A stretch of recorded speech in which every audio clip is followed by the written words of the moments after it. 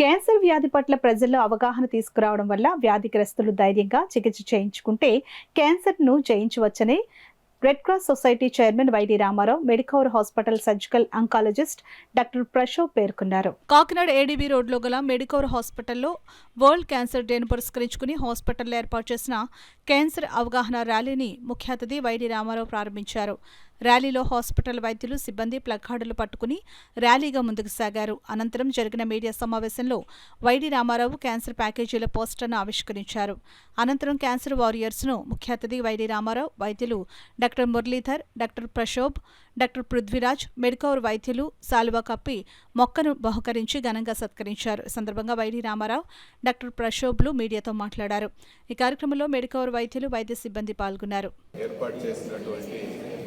అవగాహన దినోత్సవం ఇప్పటికే ఈ యొక్క క్యాన్సర్ బారిన పడి దాని నుండి విజయవంతంగా బయటపడి ధైర్యంగా బ్రతుకుతున్నటువంటి పేషెంట్స్ని తీసుకుని వచ్చి పరిచయం చేసి ఈ యొక్క క్యాన్సర్ నుంచి ఏ విధంగా బయటపడవచ్చు, ఇక్కడ జరుగుతున్నటువంటి వైద్యం ఏమిటి, అవన్నీ కూడా చక్కగా తెలపడం, దాని నుంచి బయటపడడానికి, దాన్ని ముందుగా గుర్తించడానికి, ఆ చైతన్యం తీసుకురావడానికి మెడికవర్ చేస్తున్నటువంటి ఈ ప్రయత్నాన్ని హృదయపూర్వకంగా అభినందిస్తున్నాను.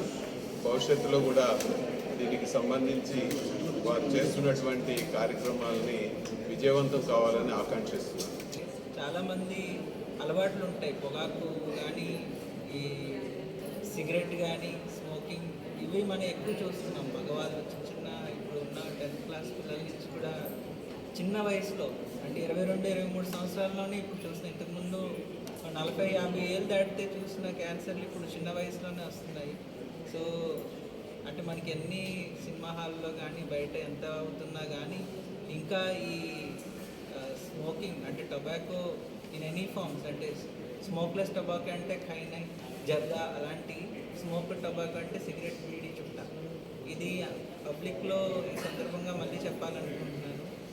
ఎవరికైనా అలవాట్లు ఉంటే ఖచ్చితంగా మానేయమని, ఆ తర్వాత రెగ్యులర్గా డెంటల్ చెకప్ చేయించుకుంటే మనం ముందుగానే నోటి క్యాన్సర్లు బయటపెడతాం.